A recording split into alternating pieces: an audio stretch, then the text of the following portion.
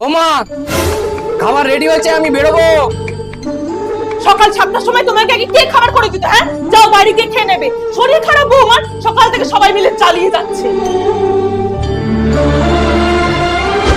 আরে চা দাও গো, হ্যাঁ, একটু তাড়াতাড়ি। এই এখনো শুয়ে যা, বৌমার হেল্প কর। যেই একটা মানুষ এসছে অমনি তোদের সুখ বেড়ে গেছে, তাই না? যা। এই বাথরুমে প্যান কেন রেখেছিস? বৌমাকে দিয়ে ধোয়ানোর জন্য না? ছোটবেলা থেকে কি শিখেছি? হ্যাঁ, যা গিয়ে ধো। মা, একটা কথা বলার ছিল। এটাই না যে আমি তোমাকে এত সাপোর্ট কেন করি? দেখো, মেয়েরা বাপের বাড়িতে অনেক আদর যত্নে মানুষ হয়, আর শ্বশুর বাড়ি আসলে এক ধাক্কায় পুরো জীবনটা পাল্টে যায়। সবাই তাকে গোলাম মনে করে, ঠিক যেমনটা আমার সাথে হয়েছিল। কিন্তু আমি তোমার সাথে সেটা হতে দেবো না।